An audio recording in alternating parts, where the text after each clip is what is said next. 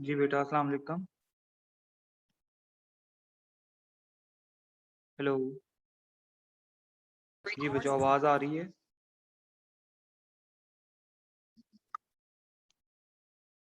जी बेटा, आवाज़ आ रही है? Yes, sir. Yes, sir. Okay, let's start with.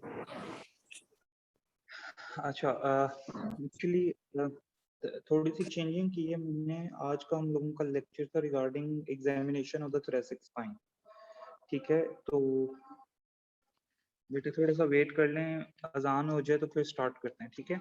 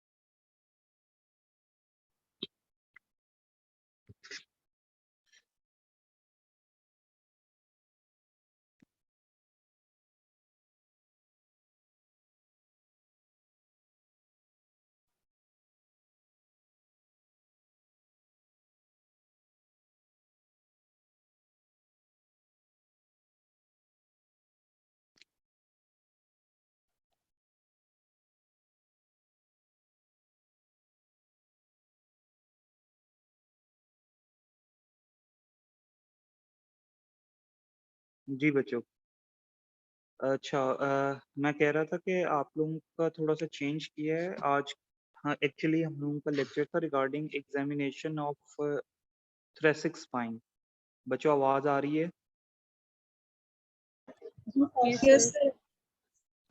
ठीक है, हमारा लेक्चर था regarding examination of thoracic spine, क्योंकि हम लोगों ने लास्ट टाइम पढ़ा था about the anatomy and the arthrokinematics of the thoracic spine. तो आज हम लोगों ने एग्जामिनेशन पढ़ना था। तो मिड टर्म्स की वजह से, क्योंकि लेक्चर जो है वो ऑनलाइन कंडक्ट करना है, रूम्स अवेलेबल नहीं है, तो इस वजह से मैंने सब्जेक्टिव एग्जामिनेशन को भी होल्ड कर लिया है। तो जब तक आप लोगों के ये मिड्स हैं और तब तक हम लोग ना थियोरेटिकल जो है वो पढ़ लेते हैं। ठीक है, और जो एग्जामिनेशंस हैं वो फिर मैं आप लोगों को लेक्चर्स में वन बाय वन करवा दूंगा। ठीक है, जब ऑन कैंपस क्लासेस रिज्यूम होंगी। ठीक है बच्चों, बात की समझ आ गई है? जी sir. Okay, so now we are going to conduct the lecture regarding lumbar spine. ठीक है, हम लोग lumbar spine के बारे में पढ़ने लगे हैं regarding anatomy as well as the basic biomechanics of the lumbar spine. ठीक है, so let's start with today's lecture. मैं स्क्रीन शेयर करने जा रहा हूँ।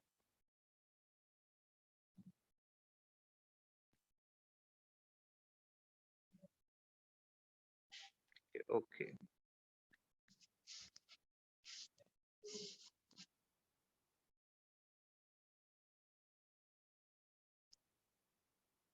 जी बच्चों, सबको पावर पॉइंट प्रेजेंटेशन नजर आ रही है? Yes sir. Okay, so let's start with lumbar spine. Lumbar spine actually consist करती है आपकी 5 लंबर वर्टेब्रास से। टोटल 5 लंबर वर्टेब्रा मिलकर आपकी लंबर स्पाइन बनाते हैं। लंबर स्पाइन के ऊपर आपके पास थोरेसिक स्पाइन है और नीचे आपके पास सेक्रम है, और आप ये कह सकते हो कि नीचे लंबर स्पाइन के नीचे है दैट इज द pelvis।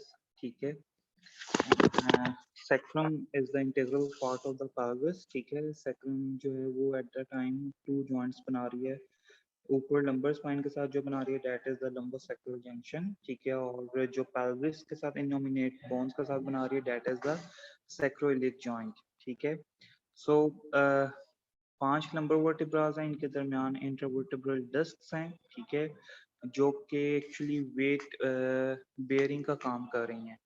अब लंबर स्पाइन जो अल्लाह ताला ने बनाई गई है, लंबर स्पाइन, ठीक है, इसमें जो मेजर फंक्शन है लंबर स्पाइन का दैट इज वेट बेयरिंग। ठीक है, एक्सियल लोडिंग को बेयर करती है आपकी लंबर स्पाइन। ठीक है, और लंबर स्पाइन के जो वर्टिब्रास हैं दैट आर जैसे जैसे आप L1 से L2 पर जाओगे, L2 से L3 पर जाओगे, ठीक है, और L3 से L4 पर जाओगे, वैसे वैसे जो लंबर वर्टिब्रल बॉडी का साइज है वो इंक्रीज करता जाएगा। ठीक है, मतलब जो पहले ये L1 है उस पर वर्टिब्रल बॉडी का साइज छोटा है एज कम्पेयर टू L2, और L2 का साइज छोटा है एज कम्पेयर टू L3। मतलब स्टेप बाय स्टेप जो है लंबर वर्टिब्रल बॉडी का जो साइज होगा वो ज्यादा होता जाएगा, just to bear that axial load, जो कि ईच सेगमेंट के साथ जैसे जैसे सेगमेंट बढ़ा है वैसे वैसे वो लंबर लोड भी बढ़ा है, एक्सियल लोड भी बढ़ा है, जिसकी वजह से जो लंबर वर्टिब्रल बॉडी का साइज है वो बड़ा हो जाता है। ठीक है, अब लंबर का जो नॉर्मल कर्व है that is a lordotic curve, और ये जो लॉर्डोटिक कर्व है ये यूजुअली इंटरवर्टिब्रल डिस्क की वजह से है, उनकी ओरिएंटेशन की वजह से, इंटरवर्टिब्रल डिस्क की वजह से लंबर को अल्लाह ताला ने लॉर्डोटिक कर्व दिया हुआ है। ठीक है, और इंटरवर्टिब्रल डिस्क की अपीयरेंस ऐसी है, उनकी ओरिएंटेशन ऐसी है जिसकी वजह से इंटरवर्ट जो लंबर का कर्व है दैट इज एंटीरियरली कन्वेक्स। ठीक है, सो नाउ लंबर की अगर हम बात करें वर्टिब्रल बॉडी की, तो वर्टिब्रल बॉडी की बैक साइड के ऊपर आपके पास पेडिकल्स और लैमिना है, लेकिन यहाँ पर एक और इम्पॉर्टेंट कंपोनेंट है जिसको हम लोग बोलते हैं पार्स इंटर आर्टिकुलरिस। ठीक है, जिसको हम लोग क्या बोलते हैं, पार्स इंटर आर्टिकुलरिस। ठीक है, ये वो स्ट्रक्चर है जो कि एक्चुअली लैमिना को और पेडिकल को आपस में यूनाइट कर रहा है। ठीक है, या हम कह सकते हैं कि लैमिना और पेडिकल का जिस जगह पर यूनियन हो रहा है उस यूनियन को हम लोग बोलते हैं कि that is a pars interarticularis. ठीक है, अब पार्स इंटर आर्टिकुलरिस क्लिनिकली मैं ये बात बताने जा रहा हूँ कि पार्स इंटर आर्टिकुलरिस का जो फ्रैक्चर है दैट इज मोर कॉमन। ठीक है, अमंग यंगर इंडिविजुअल्स, और ख़ास तौर पर वो यंगर इंडिविजुअल्स जो कि स्पोर्ट्स रिलेटेड एक्टिविटीज़ में या स्पोर्ट्स रिलेटेड एक्टिविटीज़ में पार्टिसिपेट करते हैं, ख़ास तौर पर जो बॉलर्स होते हैं। ठीक है, फास्ट बॉलर्स, स्लो बॉलर्स नहीं, ठीक है, स्पिन बॉलर्स नहीं, जो फास्ट बॉलर्स होते हैं, ठीक है, जिनमें ज़्यादा एक्सर्शन रिक्वायर्ड होती है, तो उनमें देयर इज़ अ चांस के पार्स इंटर आर्टिकुलरिस का फ्रैक्चर हो जाए। ठीक है, और ये वो कंपोनेंट है जो कि एक्चुअली लैमिना को और पेडिकल को आपस में यूनाइट कर रहा है। ठीक है, यहाँ लंबर वर्टिब्रा में जो लैमिना की ओरिएंटेशन होती है ये वर्टिकल होती है, और पेडिकल की जो ओरिएंटेशन होती है दैट इज ट्रांसवर्स। ठीक है, मतलब लंबर वर्टिब्रा की जो प्लेन में होगा वो पेडिकल होगा, और जो वर्टिकल अरेंज्ड होगा दैट इज लैमिना। ठीक है, और इसी तरीके से लंबर स्पाइन में आपके पास फेसर जॉइंट्स हैं। ठीक है, इंट्रा आर्टिकुलर प्रोसेसेस हैं जो कि एक्चुअली फेसर जॉइंट्स बना रहे हैं। यहाँ पर आपके पास ट्रांसवर्स प्रोसेसेस भी हैं और आपके पास स्पाइनस प्रोसेसेस भी हैं। ठीक है, और स्पाइनस प्रोसेसेस और ट्रांसवर्स प्रोसेसेस का जो मेन फंक्शन है that is attachment of the muscles. ठीक है, और इसके अलावा अब हम बात कर लें about the intervertebral disc which is an important factor. ठीक है, अब इंटरवर्टिब्रल डिस्क जो है जैसे मैंने पहले बताया कि इंटरवर्टिब्रल डिस्क जो है that is actually giving the lumbar spinal lordotic curve. ठीक है, सेकेंडली इंटरवर्टिब्रल डिस्क में न्यूक्लियस पल्पोसस भी है, एनुलस फाइब्रोसिस भी है। ठीक है, अब अगर हम सबसे पहले एनुलस फाइब्रोसिस के करेक्टर्स की बात करें कि एनुलस फाइब्रोसिस का क्या क्या करेक्टर है, लंबर स्पाइन की इंटरवर्टेब्रल डिस्क का, तो हमें पता चलता है कि एनुलस फाइब्रोसिस जो है वो 10 to 12 कंसेंट्रिक शीट से मिलकर बना हुआ है। ठीक है, कितनी शीट से मिलकर बना हुआ है? 10 to 12 कंसेंट्रिक शीट्स से मिलकर बना हुआ है।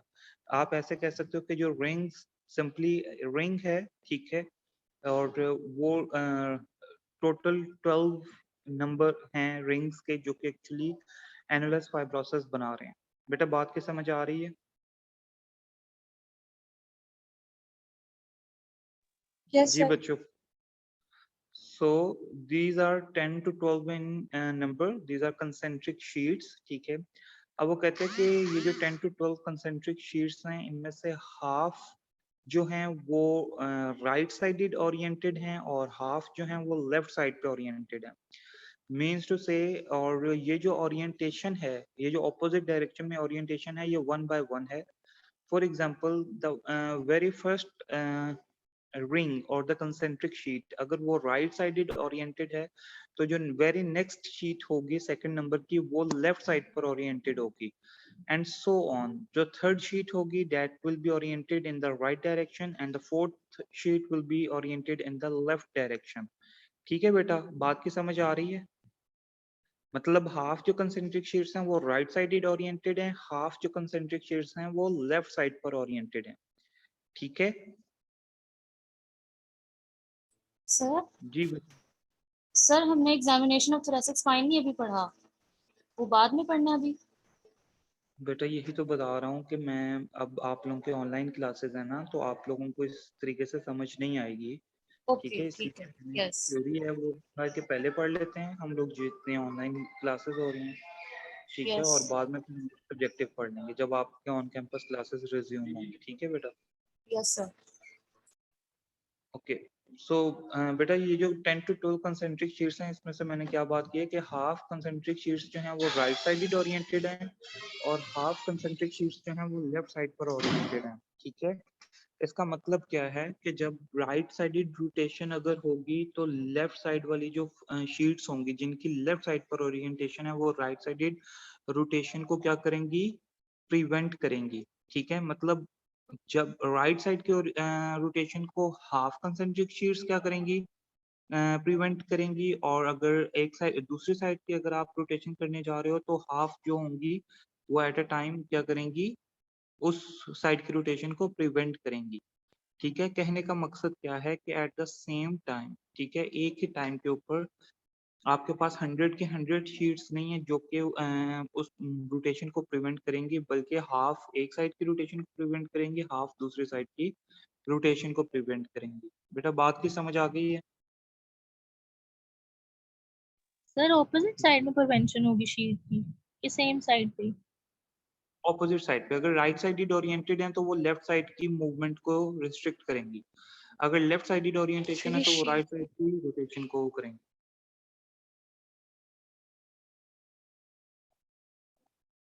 जी बेटा, बात की समझ आ गई है? Yes sir. सो ये शीट वाला दोबारा बता दें। एक मिनट।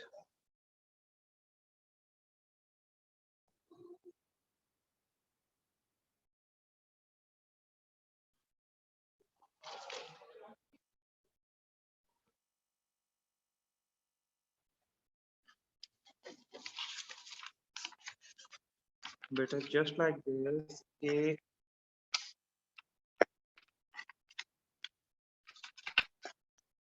जस्ट लाइक दिस, ठीक है, ये कंसेंट्रिक शीट होगी। ठीक है, सही है।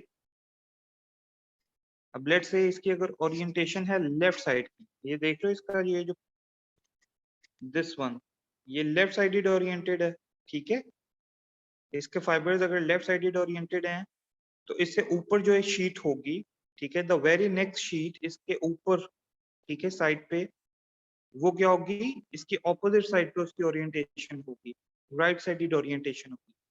बात की समझ आ रही है?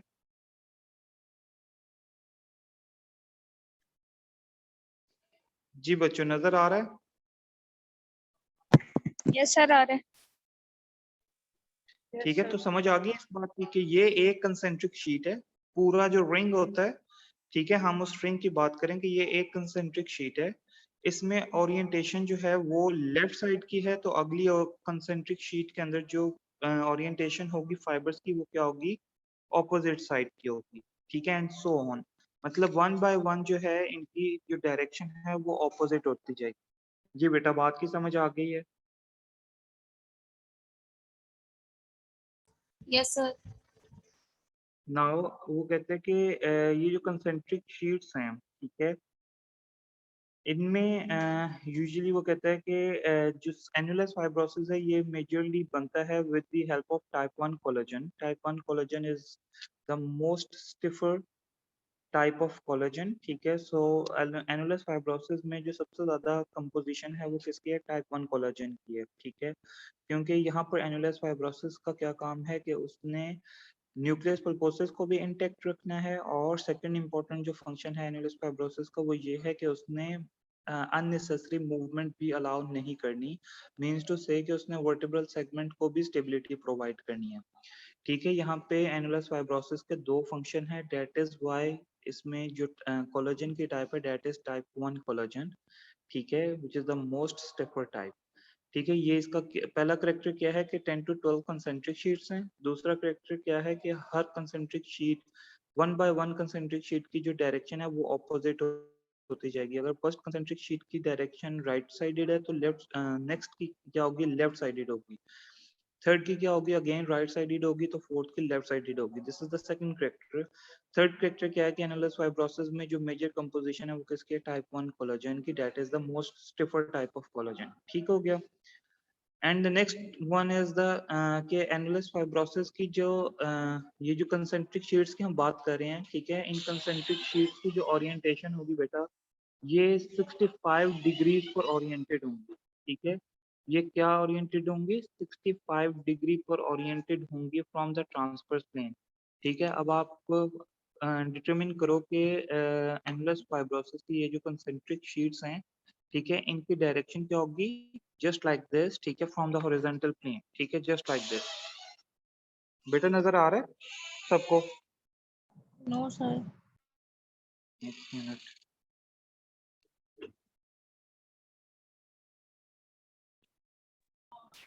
सर जस्ट लाइक डायग्राम के दिस थ्रू समझा दें। बेटा, उसकी डायग्राम नहीं बनी हुई, ये देखें यहाँ पे समझ आ रही है। ये जो टेबल है that is the transverse plane, ठीक है, और ये जो मेरा हाथ है ये शो कर रहा है फाइबर्स की ओरिएंटेशन, ठीक है। This is 65 degree from the horizontal plane, just like this इनकी क्या होगी, फाइबर्स की ओरिएंटेशन होगी, ठीक है।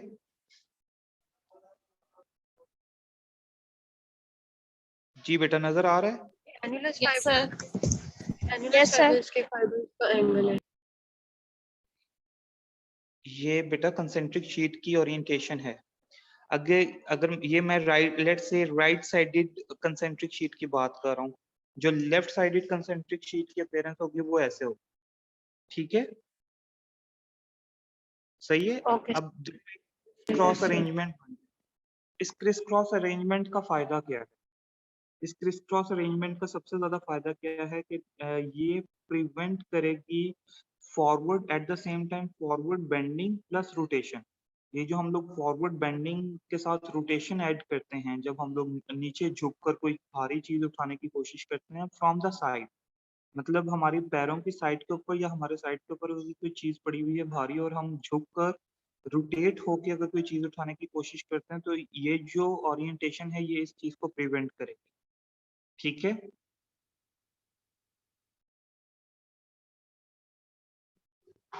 जी बच्चों बात की समझ आइए? Yes sir.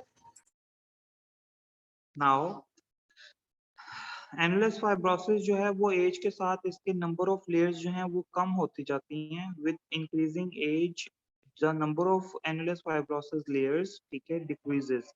लेकिन एनुलस फाइब्रोसिस की एज के साथ एनुलस फाइब्रोसिस की जितनी लेयर्स बाकी रह जाती हैं वो थिक होना शुरू हो जाती हैं, ठीक है। मैंने क्या बात कही है, नॉर्मल फिजियोलॉजी क्या है कि एनुलस फाइब्रोसिस की जो लेयर्स हैं वो एज के बढ़ने के साथ उनकी नंबर जो है वो कम होते जाते हैं, लेकिन उनकी जो थिकनेस होती है वो ज्यादा होती जाती है, ठीक है, this is the normal physiology of the annulus fibrosis. ठीक है बेटा, यहाँ तक बात की समझ आ गई। एनुलस फाइब्रोसिस की जो बेटा आउटर मोस्ट लेयर होती है ना, आउटर मोस्ट लेयर, जो आउटर मोस्ट लेयर होती है, ठीक है, वो आउटर मोस्ट लेयर नीचे वाले वर्टेब्रा के नीचे वाला जो वर्टेब्रा है, इसकी जो पेरियोस्टियल लेयर्स हैं, क्या है? पेरियोस्टियम, पता है सबको पेरियोस्टियम का? Outer membrane of a bone. ये जो पेरियोस्टियम sir. की जो आउटर है, पेरियोस्टियल लेयर जो हैं, यही जो एनुलस फाइब्रोसिस की आउटर मोस्ट लेयर होती है ना, ये उस पेरियोस्टियम लेयर के साथ अटैच होती है, नीचे वाले वर्टिब्रा की भी पेरियोस्टियल लेयर्स के साथ और ऊपर वाले वर्टिब्रा की भी पेरियोस्टियल लेयर्स के साथ। ठीक है, और इनको हम लोग बोलते हैं these are the fibres of Sharpey. ठीक है, क्या बोलते हैं? These are the fibres of Sharpey. ठीक है, और अब आप देखो कि अगर एक सेंटर में एक चीज है जिसने ऊपर भी अटैचमेंट की हुई है और नीचे भी अटैचमेंट की हुई है, ठीक है, तो वो क्या करेगा? जैसा कि एक कॉइल लाइक स्प्रिंग होता है, सबको पता है कॉइल लाइक स्प्रिंग। आप जब उसको घुमाने की कोशिश करते हो या रोटेट करने की कोशिश करते हो, तो वापस वो क्या करता है? वापस अपनी पोजीशन पर आने की कोशिश करता है, या आपको प्रिवेंट करता है, आपको फोर्स लगानी पड़ती है उस कॉइल लाइक स्प्रिंग को रोटेट करते हुए। ठीक है, तो सेम यही है कि ये जो एनुलस फाइब्रोसिस की जो आउटर मोस्ट लेयर्स की जो इंसर्शन है वर्टिब्रा अबव वर्टिब्रा की पेरियोस्टियल लेयर्स के साथ और नीचे वाले वर्टिब्रा की पेरियोस्टियल लेयर्स के साथ, ये एक्चुअली किस लिए है? ताकि ये रोटेशन को प्रिवेंट कर सके। वर्टिब्रल सेगमेंट की जो रोटेशन है, लंबर वर्टिब्रल सेगमेंट की जो रोटेशन है, उसको क्या कर सके? प्रिवेंट कर सके, क्योंकि लंबर वर्टिब्रा रोटेशन के लिए नहीं बना हुआ। लंबोसेक्टरल जंक्शन जो है, सिर्फ उसके ऊपर रोटेशन हो रही है, बाकी L1 L2 L3 L4 L2 L3 या L3 L4 L4 L5 के ऊपर रोटेशन नहीं हो रही। यहाँ तक बेटा बात की समझ आ गई है? This is all about annulus fibrosis. ये एनुलस फाइब्रोसिस के कैरेक्टर्स हैं। जी बेटा, बात की समझ आई है? Yes, sir. Now if we talk about the nucleus pulposus, ठीक है, जो न्यूक्लियस पल्पोसस है बेटा, उसका जो कंटेंट होता है वो बाय बर्थ 80% होता है। ठीक है, लंबर स्पाइन का जो न्यूक्लियस पल्पोसस होता है, इसका जो वाटर कंटेंट होता है दैट इज 80%। ठीक है, लेकिन ओल्ड एज जैसे जैसे होती जाती है, वाटर कंटेंट कम होता जाता है टिल इट रीचेस 60 to 68%। ठीक है, समझ आ गई बात की? ये न्यूक्लियस पल्पोसस का जो वाटर कंटेंट है, ये कितना रह जाता है? 60 से 68% तक रह जाता है एडवांस एज के सर अंदर। इसकी डीजेनरेशन कौन सी एज से स्टार्ट होती है? बेटा from the third decade of the life, मतलब जैसे ही इंडिविजुअल अपने थर्ड डिकेड में, 30s में जाता है, 30s 31 32 33 34, वैसे वैसे न्यूक्लियस पल्पोसस की डिके स्टार्ट हो जाती है, वाटर श्रिंक होना शुरू हो जाता है। ठीक है बेटा, बात की समझ आई है? अब जो Yes, sir. न्यूक्लियस पल्पोसस का वाटर कंटेंट और इसके अलावा जो इसमें कंपोनेंट्स होते हैं, ठीक है, इसका ये जो सेकंड फैक्टर है वो ये है कि जी, ये इसका न्यूक्लियस पल्पोसस में वाटर कंटेंट के अलावा क्या क्या होता है? वो कहते हैं मैट्रिक्स होते हैं, कॉन्ड्रोसाइट्स होते हैं, ठीक है, या फिर आपके पास होते हैं टाइप 2 कोलेजन। ठीक है, न्यूक्लियस पल्पोसस को अल्लाह ताला ने टाइप 2 कोलेजन से बनाया हुआ है, क्योंकि इसमें हमें स्टिफनेस की जरूरत नहीं है, तो टाइप 1 कोलेजन यहाँ पर एब्सेंट होता है, टाइप 2 कोलेजन से मिलकर बनता है आपका nucleus pulposus, plus water content. ठीक है, प्लस मैट्रिक्स, सेलुलर मैट्रिक्स होता है। ठीक है, जो मिलकर एक्चुअली क्या बनाते हैं? न्यूक्लियस पल्पोसस बनाते हैं। ठीक है, अब वो कहते हैं कि जो न्यूक्लियस पल्पोसस है, ठीक है, ये यूजुअली अगर रेडियल टीयरिंग हो एनुलस फाइब्रोसिस की, जो कि पोस्टरोलेटरल एस्पेक्ट के ऊपर सबसे ज्यादा कॉमन है, एंड लंबर स्पाइन में सबसे ज्यादा कॉमन कहाँ पर है टीयरिंग? रेडियल टीयरिंग किसकी? एनुलस फाइब्रोसिस की। कहाँ, किस डायरेक्शन में कॉमन है? पोस्टरोलेटरल कॉर्नर में। ठीक है, तो पोस्टरोलेटरल कॉर्नर में ये जो टीयरिंग हो रही है, न्यूक्लियस पल्पोसस फौरन से टीयरिंग से बाहर निकल के क्या कर देता है? इंटरवर्टिब्रल फोरामिना को नैरो डाउन कर देता है और लेटरल स्टीनोसिस कॉज करता है। क्या करता है? Lateral stenosis. सेंट्रल स्टीनोसिस होती है और लेटरल स्टीनोसिस होती है। ये वही है जैसे रेडिकुलोपैथी है और माइलोपैथी है, इसी तरीके से लेटरल स्टीनोसिस है या फिर सेंट्रल स्टीनोसिस है। सेंट्रल स्टीनोसिस का मतलब क्या है कि spinal cord, spinal canal occlude हो रही है। That is spinal stenosis. जो लेटरल स्टेनोसिस है, इट मींस कि इंटरवर्टिब्रल फोरामिना जो है वो ओक्लूड हो रहा है, ठीक है। It is called lateral stenosis. जी बेटा, बात की समझ आई है?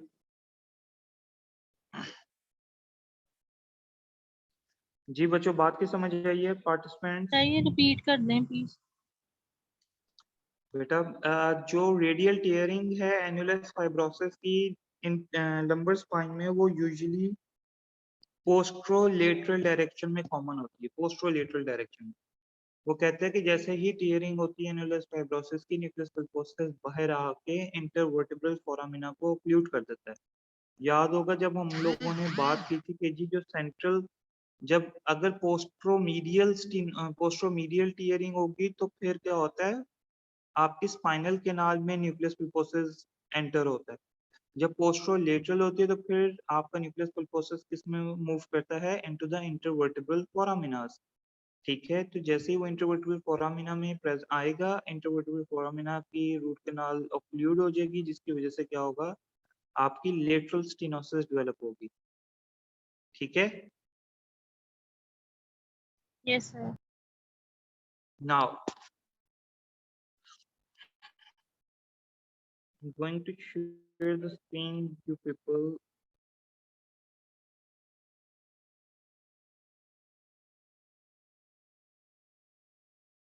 अच्छा जी, इंटरवर्टिब्रल डिस्क को बेटा जो न्यूट्रिशन है, इंटरवर्टिब्रल डिस्क की जो न्यूट्रिशन है वो दो जगहों से आती है, ठीक है। एक जो सबसे इम्पोर्टेंट है कि आप सबको पता होगा, शायद आप लोगों ने थेराप्यूटिक्स 2 में बेटा ये बात पढ़ी होगी कि इंटरवर्टिब्रल डिस्क के ऊपर अल्लाह ताला ने दो लिड्स रखी होती हैं, एक ऊपर वाली साइड पे, एक नीचे वाली साइड पे। जैसे जैम का जार होता है ना, देखा है जैम का जार, नीचे उसकी बेस होती है और ऊपर एक लिड रखा हुआ होता है, ऐसे ही है ना। तो वो जो लिड होता है बेटा, ठीक है, वो किसके तौर पर एक्ट करता है, कार्टिलेजिनियस एंड प्लेट्स के तौर पर एक्ट करता है। बंद करो, मैं चल यस सर, वो न्यूट्रिएंट्स और ब्लड सप्लाई करते हैं। यस, कार्टिलेजिनियस एंड प्लेट होती है ऊपर भी और नीचे भी। ये कार्टिलेजिनियस एंड प्लेट्स जो हैं, ये एक्चुअली हिज पार्ट, ये कंपोनेंट किसका है, इंटरवर्टिब्रल डिस्क का कंपोनेंट है, ठीक है। इनकी बड़ी कम अटैचमेंट होती है विद द वर्टिब्रा, ठीक है।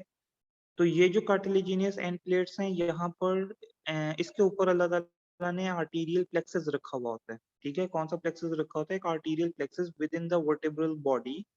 एक आर्टीरियल प्लेक्सस होता है जो जिससे डिफ्यूजन होती है और न्यूट्रिएंट्स क्या होते हैं, इंटरवर्टिब्रल डिस्क तक आते हैं, न्यूक्लियस पल्पोसस तक आते हैं, ठीक है। इसी तरीके से एक जो अदर वे है, that is the arterial plexus around the intervertebral disc, ठीक है। एक इंटरवर्टिब्रल डिस्क के अराउंड प्लेक्सस होता है जो कि एक्चुअली क्या करता है, डिफ्यूजन के थ्रू न्यूट्रिएंट्स प्रोवाइड करता है टू द न्यूक्लियस पल्पोसस, ठीक है। अब वो कहते हैं कि ये जो दोनों तरीके हैं, इनमें से ये जो एक तरीका है through the cartilaginous end plate, ये जो डिफ्यूजन हो रही है विद एडवांसिंग एज, ठीक है। ये जो कार्टिलेजिनियस एंड प्लेट है जो कि पार्ट था इंटरवर्टिब्रल डिस्क का, ये एक्चुअली किसके अंदर बरी होना शुरू हो जाता है, धंसना शुरू हो जाता है, किसके अंदर, इंटरवर्टिब्रल सॉरी, धंसना शुरू हो जाता है वर्टिब्रल बॉडी के अंदर एडवांस एज में, ठीक है। मतलब ये किसका पार्ट नहीं रहता, इंटरवर्टिब्रल डिस्क का पार्ट नहीं रहता, और ये किस में मूव करना शुरू कर जाता है, वर्टिब्रल बॉडी में, ठीक है। अब वो कहते हैं जब ये वर्टिब्रल बॉडी में मूव करना शुरू कर देता है तो इट मींस कि इंटरवर्टिब्रल डिस्क जो है वो वल्नरेबल उस पर आ गई है। अब chance to get frequency of getting an injury, ये क्या हो जाएगी, मोर कॉमन हो जाएगी। बेटा बात की समझ आ रही है? सर ये दोबारा बता दें। मैंने कहा इंटरवर्टिब्रल डिस्क के ऊपर अल्लाह ताला ने क्या रखा हुआ है, कार्टिलेजिनियस एंड प्लेट्स रखी हुई हैं। ये जो कार्टिलेजिनियस एंड प्लेट्स हैं, ये एक्चुअली प्रोटेक्ट कर रही होती हैं from above and from below, ठीक है। मीन्स टू से ये न्यूक्लियस पल्पोसस को ना ऊपर मूव करने देती हैं या ना ये नीचे मूव करने देती हैं, एक क्लोज चैम्बर की तरह एक्ट करती हैं, ठीक है। क्योंकि साइडों के ऊपर एनुलस फाइब्रोसिस की वॉल होती है और ऊपर और नीचे क्या होती है, कार्टिलेजिनियस एंड प्लेट्स होती हैं जो इनका हिस्सा है, जो इनके कंपोनेंट्स हैं। अब ये जो कार्टिलेजिनियस एंड प्लेट्स हैं ये एडवांस एज के साथ क्या करती हैं, इससे डिसोसिएट हो जाती हैं। किससे? इंटरवर्टिब्रल डिस्क से। और किसमें धंसना शुरू हो जाती हैं? Into the vertebral body. ठीक है, जब ये इसमें वर्टिब्रल बॉडी में धंसना शुरू हो जाती हैं तो क्या होता है कि जो न्यूक्लियस पल्पोसस है अब या जो इंटरवर्टिब्रल डिस्क है उसकी वो ज्यादा वल्नरेबल हो गई है, क्योंकि उसकी ऊपर वाली और नीचे वाली जो सपोर्ट थी या जो रिस्ट्रिक्शन थी वो क्या हो गई है, किस में मूव कर गई है? वर्टिब्रल बॉडी में मूव कर गई है, क्योंकि वर्टिब्रल बॉडीज क्या हो जाती हैं? सॉफ्ट हो जाती हैं। ठीक है, तो ये जो कार्टिलेजिनियस एंड प्लेट्स हैं ये डिसोसिएट होकर किस में मूव कर जाती हैं? Into the vertebral bodies. बेटा बात की समझ आ रही है? अब ये कार्टिलेजिनस एंड इंटरवर्टिब्रल डिस्क का पार्ट नहीं रही, जिसकी वजह से chance of getting an injury और chance of getting a pathology, intervertebral disc pathology becomes more common among elder individuals. जी बेटा बात की समझ आई है?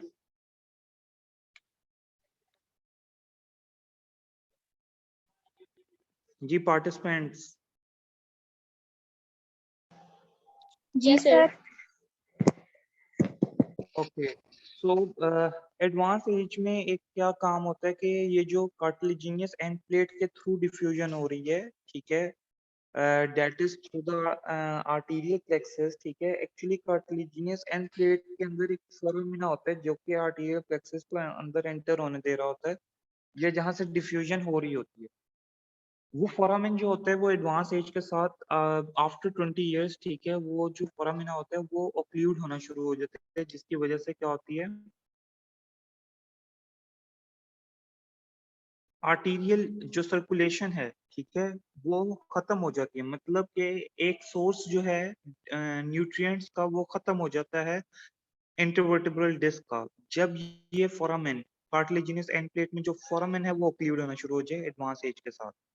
ठीक है, so that is an important part के जी एंड प्लेट्स जो हैं वो न्यूट्रिशन प्रोवाइड करते हैं, लेकिन after with in after the third decade, ठीक है, और जस्ट बिफोर इट ये जो कार्टिलेजिनस एंड प्लेट में फोरामिना होता है ये क्या कर जाता है? ऑक्लूड कर जाता है।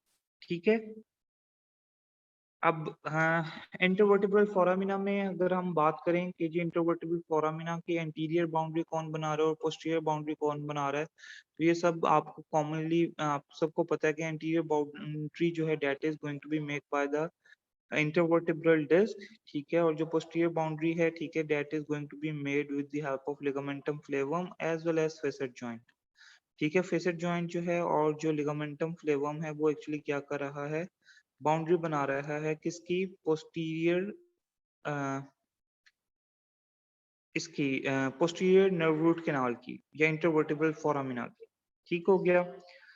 अब वो कहते हैं कि जैसे जैसे इसकी इंटीरियर और पोस्टीरियर डायमेंशन रिड्यूस होगी इसको हम लोग स्टीनोसिस बोलते जाएंगे। ठीक है, जैसे जैसे इंटरवर्टिब्रल फोरामिना का साइज शॉर्टर होगा वैसे वैसे ये स्टीनोज करना शुरू कर देगी। ठीक है बेटा,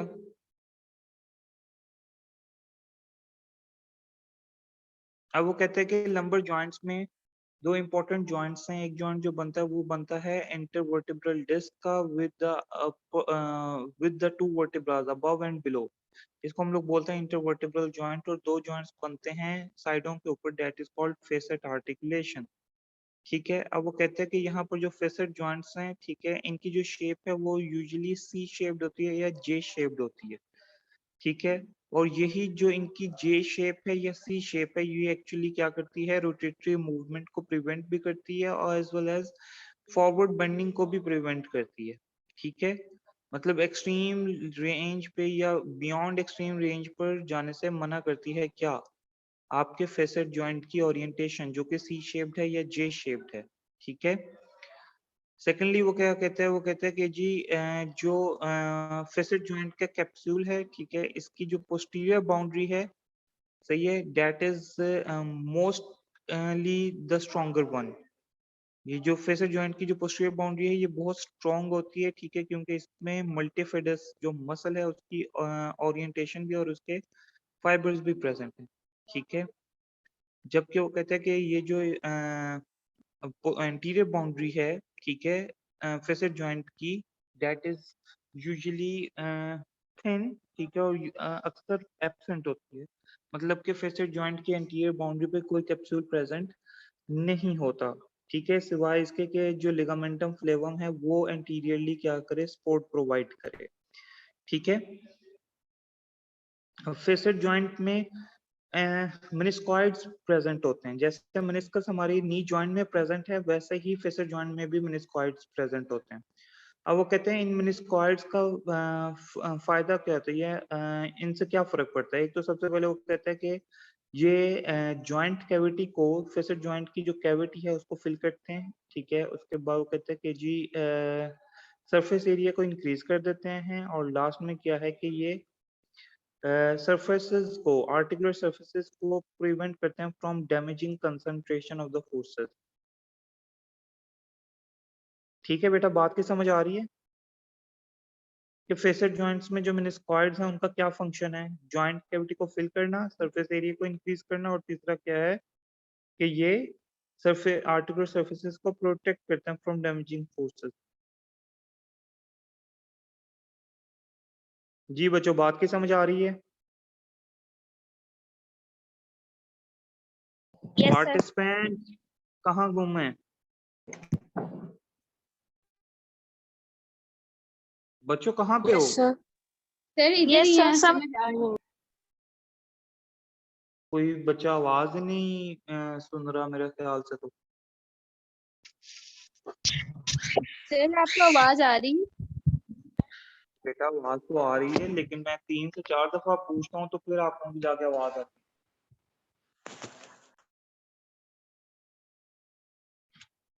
ओके सर समझ आ रही है। ओके बेटा, चलो बायोमैकेनिक्स की बात कर लें अगर लंबर स्पाइन पे। तो लंबर स्पाइन में फ्लेक्शन एक्सटेंशन पॉसिबल है, साइड बेंडिंग पॉसिबल है, और रोटेशन पॉसिबल है। रोटेशन इसलिए पॉसिबल है क्योंकि साइड बेंडिंग अलाउ करती है। ठीक है, ये साइड बेंडिंग की कपल्ड मूवमेंट है। वो रोटेशन बहुत मिनिमम होती है बेटा। ठीक है, उसको ये वाली रोटेशन ही कह लेना कि जो हम रोटेट करें वो लंबर स्पाइन के ऊपर रोटेट करें।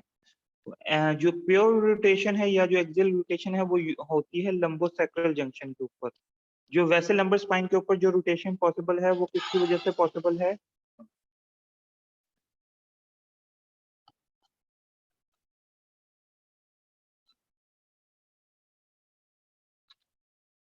वो किसकी वजह से पॉसिबल है? That is due to the coupled movement, और साइड बेंडिंग की वजह से पॉसिबल है। अब वो कहता है कि जो फ्लेक्शन और एक्सटेंशन है ये यूजुअली लो सेगमेंट्स के ऊपर होती है। मींस L3, L4, L5 जो हैं, ये तीनों जो लंबर वर्टेब्रास हैं ये यूजुअली इन्वॉल्व होते हैं इन फ्लेक्शन एंड एक्सटेंशन। जबकि जो साइड बेंडिंग होती है वो L2, L3 के ऊपर ज्यादातर होती है, और जो रोटेशन होती है वो कंपोनेंट, वो एज अ कंपोनेंट मूवमेंट होती है या एज अ कपल्ड मोशन होती है। और ये जो कपल्ड मोशन है ये यूजली होती है L5S1 के लेवल पर। ठीक है, वो कहते हैं कि जो फ्लेक्शन और एक्सटेंशन है, ठीक है, इसमें सबसे पहले क्या होता है कि जब भी लंबर स्पाइन फ्लेक्स करने लगती है तो जो फर्स्ट लंबर वर्टेब्रा है that is going to be tilting anteriorly. ठीक है, एंटीरियरली टिल्ट करता है अलोंग विद द ग्लाइडिंग। ठीक है, जो कि सेम डायरेक्शन में ग्लाइडिंग होती है। ठीक है, और उसके बाद क्या करता है कि आपके जो फेसेट जॉइंट्स हैं, ठीक है ना, इसमें जो इंफीरियर आर्टिकुलर प्रोसेस है सुपीरियर वर्टेब्रा का, ये लिफ्ट करता है ऊपर की तरफ। ठीक है, ये क्या करता है? लिफ्ट करता है। ठीक है, अब यहाँ पर मैं आपको दिखाने लगा हूँ।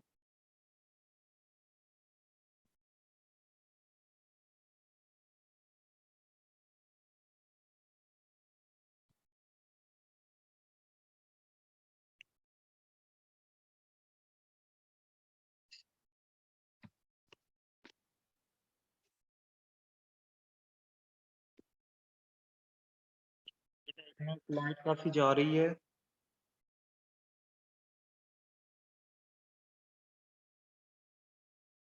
थोड़ा सा वेट कर लें, लाइट आ जाए।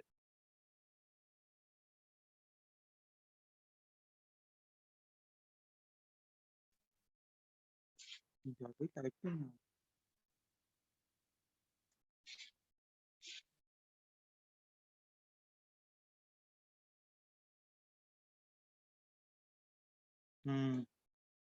मैं कहने सर लगा आपने था। थोरेसिक स्पाइन की असेसमेंट नहीं करवाई ना अभी? हाँ जी बेटा, नहीं करवाई। जब आप लोगों की ऑन कैंपस क्लासेस स्टार्ट होंगी तो वो तब करवाऊंगा।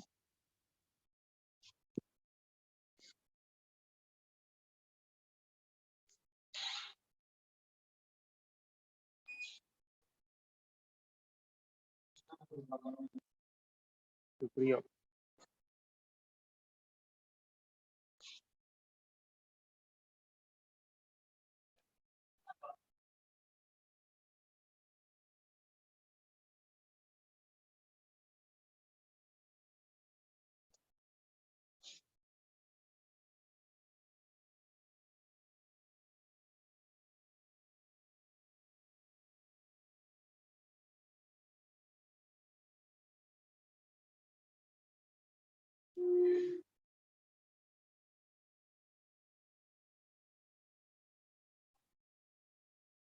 अच्छा, हम लोग बाकी फिर पढ़ लेते हैं कि बाकी क्या क्या होता है। फ्लेक्शन एक्सटेंशन को हम लोग बाद में कर लेंगे, ठीक है। चलें, लाइट आ गई है। ओके, देखिए इसके अंदर होता क्या है कि let's say this is the facet joint, ठीक है। सर ये एक आर्टिकल से जी बेटा। सर जो एग्जामिनेशन वाला टॉपिक था लेक्चर नंबर 11 के एंड पे वो हमें नहीं किया हुआ ना प्रैक्टिकली। नहीं बेटा, वो भी नहीं किया हुआ प्रैक्टिकली। तो वो प्रिपेयर भी नहीं करना। बेटा वो जितना पढ़ाया हुआ है ना प्रैक्टिकली ना, उसके सिर्फ ग्लाइडिंग्स वगैरह रहती हैं, ठीक है। और ये एग्जामिनेशन वगैरह रहती है। मतलब वो वाइवा के लिहाज से तो इम्पोर्टेंट है, लेकिन इस लिहाज से इम्पोर्टेंट नहीं है। लेकिन आप लोगों ने जो उसकी मूवमेंट्स की डिग्रीज हैं, ठीक है, वो जरूर एक दफा पढ़ लें, ठीक है। और हिस्ट्रीज में उसमें कुछ लिखा हुआ है क्लिकिंग्स वगैरह का, वो भी पढ़ लेना, ठीक है। और सर टेस्ट भी कुछ है एक लेक्चर 15 के एंड पे, वो भी प्रैक्टिकल क्या पोर्शन है सारा। सर टेस्ट सर जॉब वाले में वगैरह से है। क्या पढ़ना है वो दोबारा बता दें। बेटा जो तो सब्जेक्टिव एग्जामिनेशन है ना, ठीक है, वो वाइवा के लिहाज से इम्पोर्टेंट है, एमसीक्यूज के लिहाज से इम्पोर्टेंट नहीं है, ठीक है। हाँ, लेकिन हिस्ट्रीज के अंदर कुछ ऐसी चीजें होती हैं जो कि पढ़ने वाली होती हैं। फॉर एग्जांपल लेरमेट साइन क्या है, ठीक है। और इस तरीके से क्लिकिंग है जॉ के अंदर, रिवर्स क्लिकिंग क्या होती है, ठीक है। मतलब ये कुछ जो चीजें हैं वो याद करने वाली हैं, वो आप लोगों ने प्रिपेयर करनी अच्छे तरीके से, ठीक है।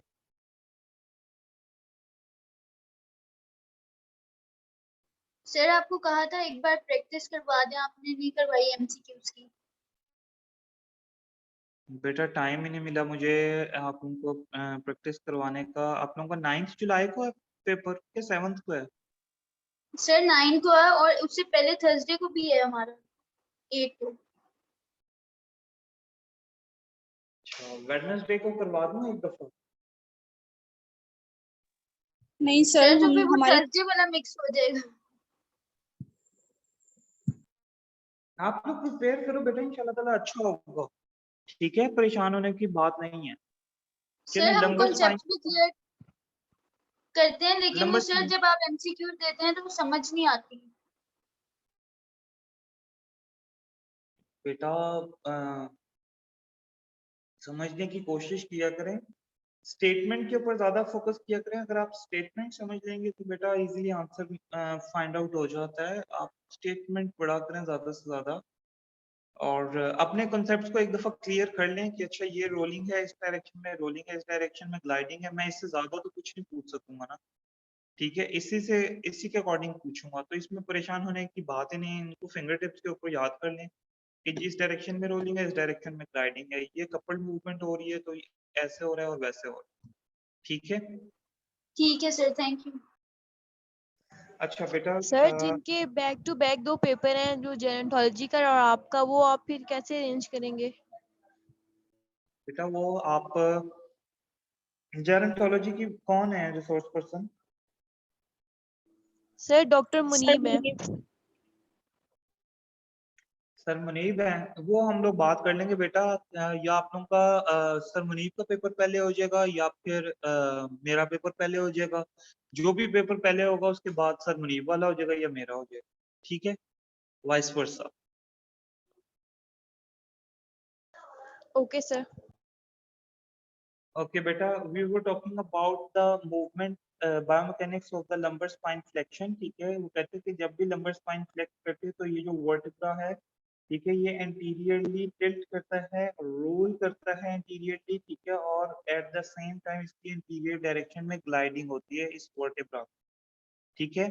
वो कहते हैं इस anterior vertebra की gliding और इसकी rolling के साथ और tilting के साथ, ये देखो बेटा ये vertebra है ना, ठीक है, जब ये tilt करेगा, ठीक है, ये क्या करेगा, टिल्ट करेगा एंटीरियरली। अगर ये टिल्ट कर रहा है तो ये एंटीरियर साइड के ऊपर नीचे की तरफ जा रहा है और पोस्टीरियर साइड से ये किसकी तरफ जा रहा है, ऊपर की तरफ जा रहा है ना, ठीक है, ऐसे ही है बेटा।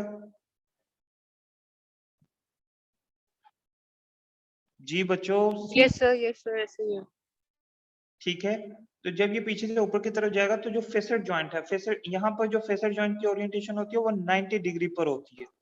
मीन्स टू से यहाँ पर फेसेट जॉइंट जो है वो इस तरीके से होते हैं, जस्ट लाइक दिस, ठीक है, इस तरीके से प्रेजेंट होते हैं, ठीक है। अब वो वर्टिकल कहते हैं सर। वर्टिकली ओरिएंटेड होते हैं, 90 डिग्री ओरिएंटेशन होती है, ठीक है। और ये 90 डिग्री ओरिएंटेशन इसीलिए है ताकि रोटेशन पॉसिबल ना हो, ठीक है, फ्लेक्शन और एक्सटेंशन पॉसिबल हो जाए। तो अब आप देखो कि जब वो superior vertebra, let's say this is the inferior articular process of the superior vertebra, जब सुपीरियर वर्टिब्रा टिल्ट करेगा इंटीरियरली तो ये क्या करेगा, लिफ्ट करेगा ऊपर की तरफ,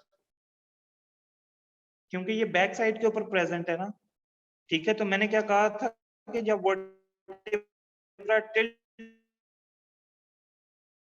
करेगा इंटीरियरली तो एंटीरियर की तरफ जाएगी, ठीक है। तो इसी तरीके से ये लिफ्टिंग होगी फेसेट जॉइंट के ऊपर ड्यूरिंग फ्लेक्शन। जब एक्सटेंशन होगी तो फेसेट जॉइंट क्या करेगा, नीचे की तरफ डाउनवर्ड इसकी मूवमेंट होगी, ठीक है। पोस्टीरियर टिल्टिंग होगी, पोस्टीरियर रोलिंग होगी, पोस्टीरियर ट्रांसलेशन होगी वर्टिब्रा की, और एट द सेम टाइम क्या होगा कि ये जो फेसेट जॉइंट है इसकी डाउनवर्ड डायरेक्शन में क्या होगी, ग्लाइडिंग होगी, ठीक है। This is what happens with flexion and extension.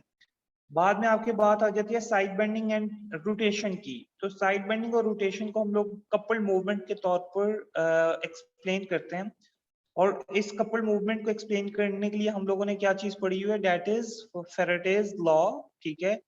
First law क्या कहता है, नॉन न्यूट्रल मैकेनिक्स, ठीक है, non neutral position, sorry, first law क्या कहते हैं, न्यूट्रल मैकेनिक्स। न्यूट्रल पोजीशन के अंदर जब भी आप साइड बेंडिंग करवाओगे, ठीक है, तो रोटेशन क्या होगी, ऑपोजिट साइड के ऊपर होगी, ठीक है। और जब आप नॉन न्यूट्रल मैकेनिक्स में फ्लेक्शन या एक्सटेंशन में साइड बेंडिंग करवाओगे तो रोटेशन क्या होगी, सेम डायरेक्शन में होगी। This is called non neutral mechanics और द सेकंड लॉज ऑफ फ्रेटे, ठीक है। ये एप्लीकेबल, ये दोनों लॉ एप्लीकेबल हैं थोरेसिक स्पाइन पे भी और लंबर स्पाइन पे भी। जी बेटा, बात की समझ आ रही है? यस जी सर। पार्टिसिपेंट, ठीक है।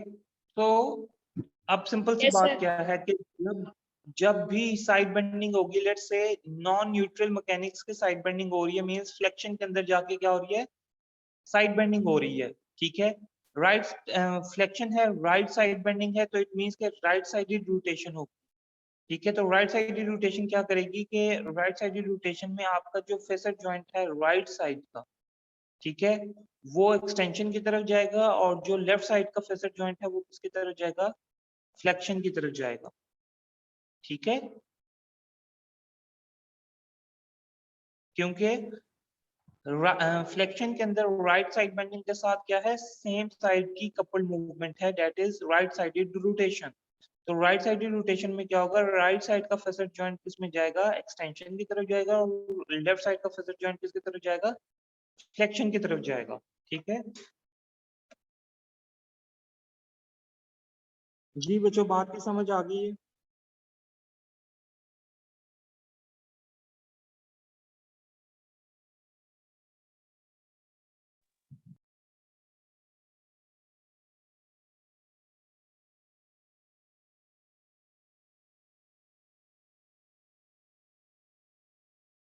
अच्छा, देर आर एक और इम्पोर्टेंट चीज जो है वो ये है कि लोडिंग के साथ डिस्क में क्या क्या चेंजेस आती हैं। वो कहते हैं कि जैसे ही आपके ऊपर एक्सियल लोडिंग आना स्टार्ट होती है या कंप्रेशन आना स्टार्ट होती है तो वाटर कंटेंट जो है इंटरवर्टेबल डिस्क से वो स्क्वीज आउट हो जाता है। और ये जो वाटर कंटेंट स्क्वीज आउट होता है या जो इंटरवर्टेबल डिस्क वाटर लूज करती है that is usually 5 to 11%। After that ठीक है रैपिड क्रीप्स होकर ठीक है मीन्स टू से जब लोडिंग जैसे ही खत्म होती है तो इंटरवर्टेबल डिस्क वापस इस वाटर को एब्जॉर्ब करने की कोशिश करती है और वापस अपनी नॉर्मल पोजीशन पर आ जाती है। ठीक है और वो कहते हैं कि 16 और डे अगर 16 घंटे एक बंदा काम कर रहा है एक्टिविटीज परफॉर्म कर रहा है खड़े होके बैठ के तो ऑलमोस्ट जो डिस्क की हाइट में कमी आती है ठीक है इस पूरे टाइम के अंदर वो टोटल 10% होती है। और जैसे ही पेशेंट क्या करता है आप इंडिविजुअल जो लेटता है या रेस्ट में जाता है ठीक है एंड ग्रेविटी एलिमिनेटेड पोजीशन में जाता है तो यही जो अनलोडिंग होती है एक्सियल लोडिंग जब खत्म हो जाती है तो इंटरवर्टेबल डिस्क वाटर कंटेंट को एब्जॉर्ब करती है और दोबारा से अपनी नॉर्मल पोजीशन पर आ जाती है। और वो कहते हैं जो बेस्ट अनलोडिंग पोजीशन है उसमें क्या है कि पेशेंट स्पाइन पोजीशन में लेटा हो ठीक है और जो नीज हैं ठीक है वो इकट्ठे हों मतलब कि नीज बेंड हुए हों। ठीक है slight bending of the knees is very important जिसकी वजह से लंबर स्पाइन के ऊपर लोडिंग क्या हो जाती है खत्म हो जाती है। ठीक है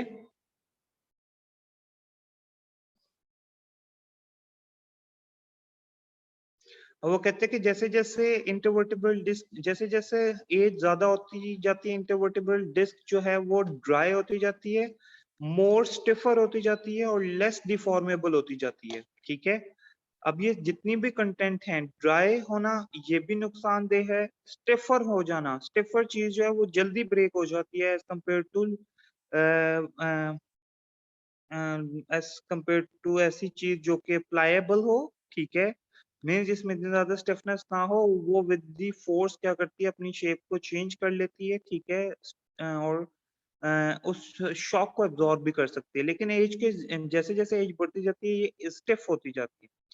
लेस डिफॉर्मेबल का मतलब क्या है कि ये इसमें उतनी डिफॉर्मिटी प्रोड्यूस नहीं होती जो कि एक यंगर इंडिविजुअल में प्रोड्यूस होती है एडवांस एज के अंदर। इंटरवर्टेब्रल डिस्क की जो शेप होती है वो बहुत ज्यादा डिफॉर्म्ड नहीं होती एडवांस एज में जब उसके ऊपर फोर्स एक्सर्ट हो लेकिन यंगर एज में इट इज मोर डिफॉर्मेबल। ठीक है और वो कहते हैं कि रिकवर फ्रॉम द क्रीप ठीक है ये क्या हो जाती है रिड्यूस हो जाती है इसकी जो रिकवरी है फ्रॉम द क्रीप ये रिड्यूस हो जाती है मींस वाटर कंटेंट को एब्जॉर्ब करना रिड्यूस हो जाता है एडवांस एज के साथ।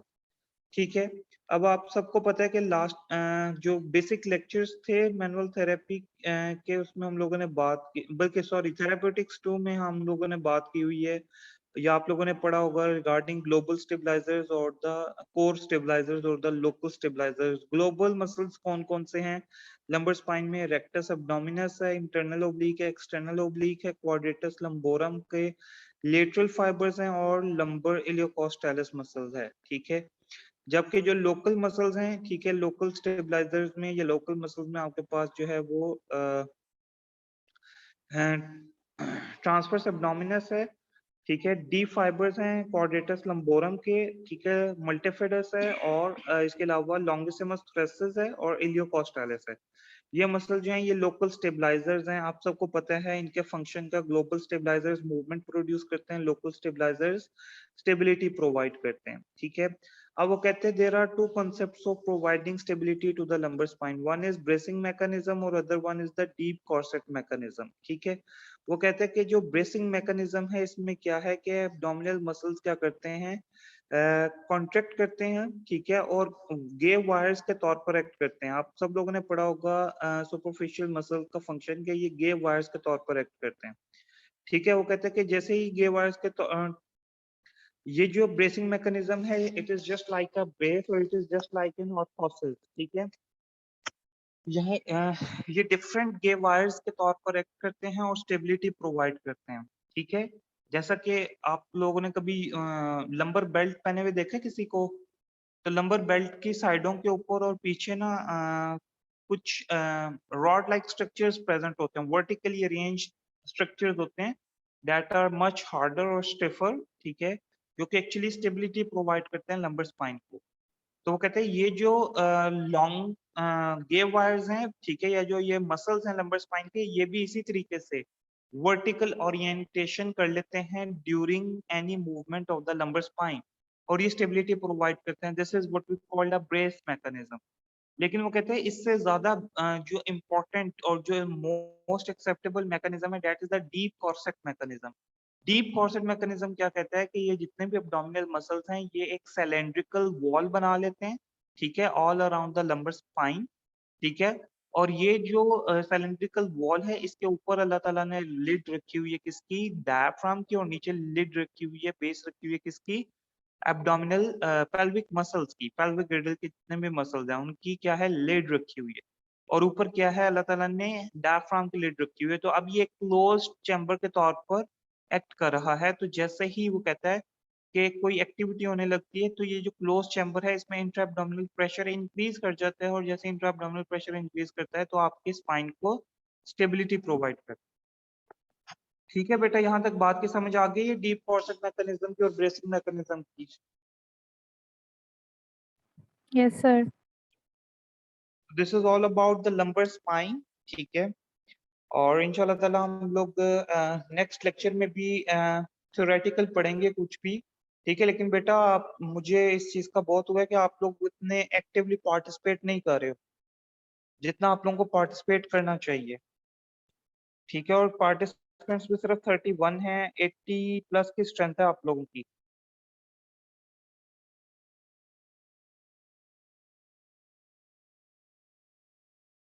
सर आप फिर जी बेटा। सर आपसे ना एक प्रीवियस लेक्चर से क्वेश्चन करना है, कर लूं?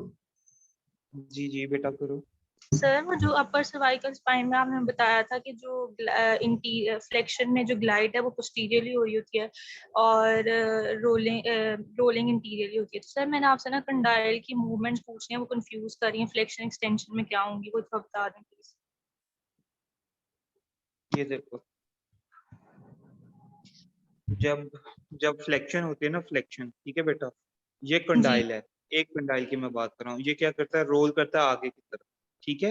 ये देखो जस्ट लाइक दिस, ये रोलिंग है आगे की तरफ, ठीक है। जी। अब अल्लाह ताला ने ना इतनी बड़ी स्पेस नहीं दी होती कैप्स जॉइंट को कि जी एक आर्टिकुलर सरफेस उसके ऊपर रोल करती जाए।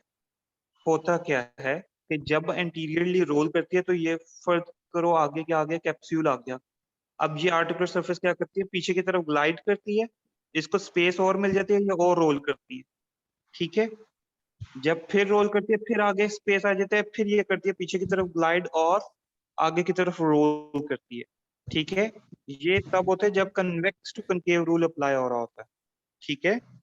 जी मींस सर, टू तो से फ्लेक्शन के साथ अगर एंटीरियर रोलिंग हो रही है तो डायरेक्शन ग्लाइडिंग की जो डायरेक्शन है वो पोस्टीरियर होगी, वो posterior पोस्टीरियर साइड के ऊपर ग्लाइडिंग हो। जब ग्लाइडिंग पोस्टीरियर डायरेक्शन में, इट मींस कि जो पोस्टीरियर कैप्सूल है वो क्या होना शुरू हो जाएगा? स्ट्रेच होना शुरू हो जाएगा। एंड कुछ नहीं होगा, पोस्टीरियर कैप्सूल स्ट्रेच होना शुरू हो जाएगा क्योंकि पोस्टीरियर डायरेक्शन में ग्लाइडिंग हो गई। आपने सर रोलिंग को नहीं देखना बेटा, आपने ग्लाइडिंग को देखना होता है। ठीक है सर। तो सर वो जो साइड बेंडिंग और रोटेशन में कैप्सूल की मूवमेंट है, कौन सा न्यूट्रल मूव कर रहा है और कौन सा आगे को अच्छा स्ट्रेच ये हो रहा है वो? देखो, ठीक है। अच्छा ये जो साइड बेंडिंग और रोटेशन है ना बेटा, ये दोनों चीजें मैं पूछूंगा along with flexion and extension, ठीक है। Let's say cervical spine, upper cervical spine में फ्लेक्शन हुई, मींस टू से दिस इज द रोलिंग, लेकिन ग्लाइडिंग क्या है? पोस्टीरियर डायरेक्शन में है, ठीक है। अब मैंने बात की है फ्लेक्शन की, मैंने किसकी बात की है? फ्लेक्शन की, ठीक है ना। तो ऑक्सीपिटल कंडाइल क्या कर रहा है? पोस्टीरियरली स्ट्रेच कर रहा है, ठीक है। अब मैं फ्लेक्शन के अंदर अगर पेशेंट को कहता हूं कि वो राइट साइड की साइड बेंडिंग करे, तो किस साइड की रोटेशन होगी? ऑपोजिट साइड की। लेफ्ट साइड रोटेशन होगी, जी। ठीक है। तो लेफ्ट साइड रोटेशन में क्या होगा कि ये जो राइट साइड का कंडाइल था, वैसे तो दोनों कंडाइल्स क्या होंगे? जस्ट लाइक दिस, ये जो दोनों कंडाइल्स हैं ये क्या होंगे? पोस्टीरियरली होंगे ना फ्लेक्शन में। बेटा ये दोनों फिंगर टिप्स को देखो, ये क्या होंगे? ये पोस्टीरियरली ग्लाइड कर रहे हैं, ठीक है। अब मैंने क्या जी। कहा? पेशेंट को क्या कहा कि वो राइट साइड बेंडिंग कर ले, ये उसने राइट साइड बेंडिंग कर ली, ठीक है। तो रोटेशन क्या होगी? ऑपोजिट साइड की रोटेशन होगी, just like this, left sided rotation होगी, जी। ठीक है। तो इस लेफ्ट साइड रोटेशन में देखो, ये जो ऑक्सीपिटल कंडाइल है, जो राइट साइड का ऑक्सीपिटल कंडाइल है, दिस वन, ये क्या हुआ, ये वापस किस में चला गया, न्यूट्रल पोजीशन में। राइट वाला न्यूट्रल पोजीशन में। ये न्यूट्रल पोजीशन में चला गया, और ये वाला किस में चला गया, फर्दर किस में, फर्दर फ्लेक्शन बैरियर की कैप्सूल को तरफ स्ट्रेच चला करेगा। गया, फर्दर मतलब कैप्सूल को स्ट्रेच करेगा। लेफ्ट वाला स्ट्रेच करेगा और राइट वाला जो कैप्सूल को bending स्ट्रेच है वो करेगा सर। हाँ जी, राइट वाला न्यूट्रल पोजीशन में चला जाएगा, लेफ्ट वाला स्ट्रेच करेगा। ठीक हो गया। ठीक और है, एक्सटेंशन का ऑपोजिट होगा, एक्सटेंशन में ऑपोजिट हो।